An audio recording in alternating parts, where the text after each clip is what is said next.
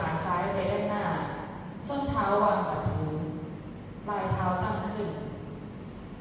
2. ก้มตัวพร้อมกับเหยียดแขนและมือสองข้างไปแตะปลายเท้าให้ได้มากที่สุดเท่าที่จะทำได้ 3. ค้างไว้ 10 ถึง 15 วินาที เปลี่ยนข้างปฏิบัติลักษณะเดียวกัน 4. ปฏิบัติ 2 ถึง 3 ครั้ง ท่าที่ 2 นั่งแขวนห้างและก้มตัวไปด้านหน้า วิธีปฏิบัติ 1. นั่งถึงกลางเก้าอี้นำข้อเท้าขวาวางบนต้นขาซ้ายในลักษณะแขวนห้าง 2. ก้มตัวพร้อมกับเหยียดแขนและมือสองข้างไปแตะพื้นให้ได้มากที่สุดเท่าที่จะทำได้ 3. ค้างไว้ 10 ถึง 15 วินาที เปลี่ยนข้างปฏิบัติลักษณะเดียวกัน 4. ปฏิบัติ 2 ถึง 3 ครั้ง ท่าที่ 3 นั่งก้มตัวไปด้านหน้า วิธีปฏิบัติ 1. นั่งกึ่งกลางเก้าอี้แยกขากว้างกว่าช่วงไหล่ 2. พร้อมกับเหยียดแขนและมือสองข้างไปแตะพื้นให้ได้มากที่สุดเท่าที่จะทำได้ 3. ค้างไว้ 10 ถึง 15 วินาที 4. ปฏิบัติ 2 ถึง 3 ครั้ง ท่าที่ 4 นั่งงอเข่าไปด้านหลัง วิธีปฏิบัติ 1. นั่งกึ่งกลางเก้าอี้แยกขากว้างกว่าช่วงไหล่ 2. มือสองข้างจับขอบเก้าอี้ยกสะโพกไปด้านหน้าชิดกับเก้าอี้พร้อมกับงอเข่าซ้ายและวางบนพื้นเท่าที่จะทำได้ 3. ค้างไว้ 10 ถึง 15 วินาที เปลี่ยนข้างปฏิบัติ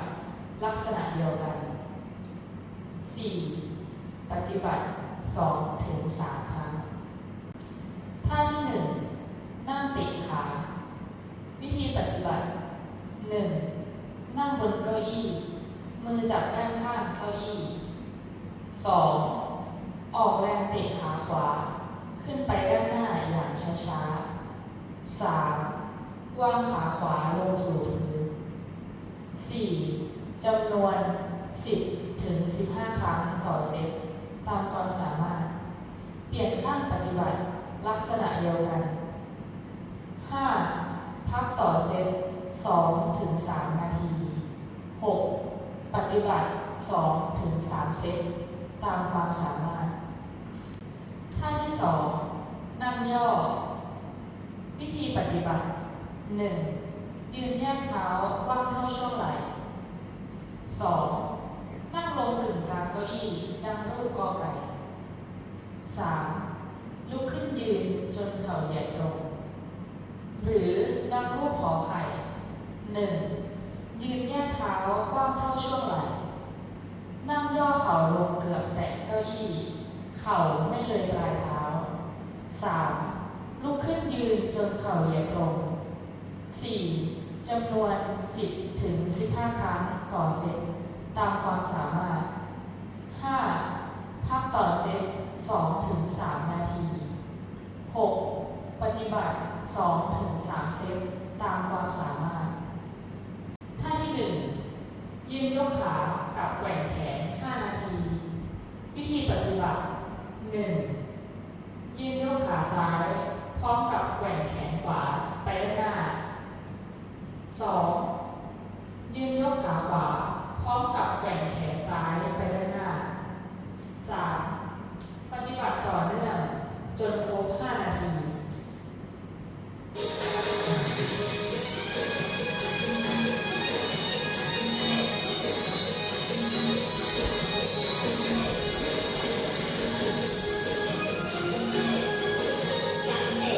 cho kênh Ghiền Mì Gõ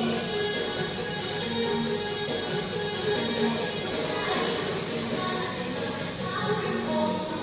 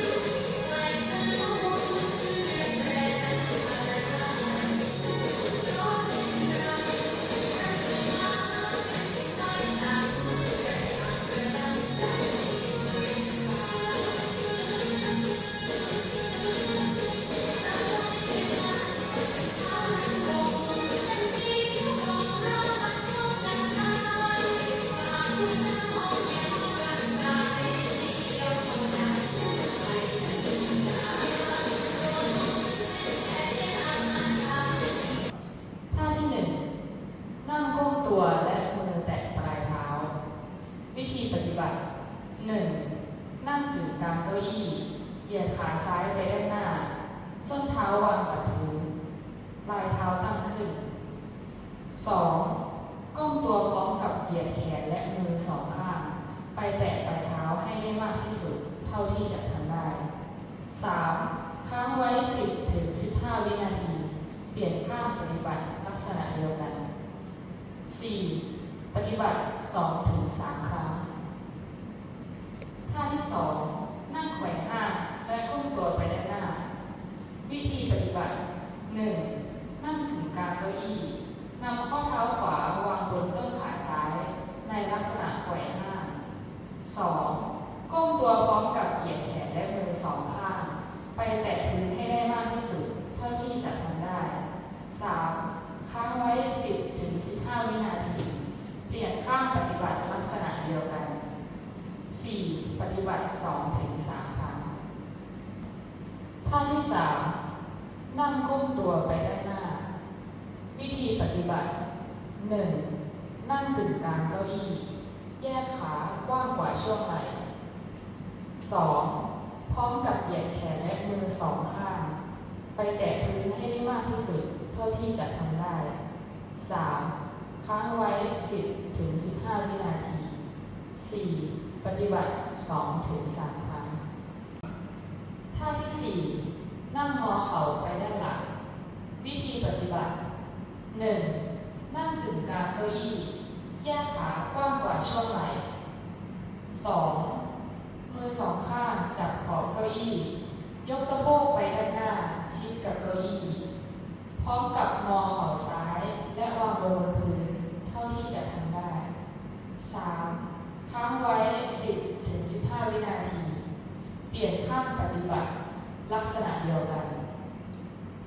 4. ปฏิบัติ 2 ถึง 3 ครั้ง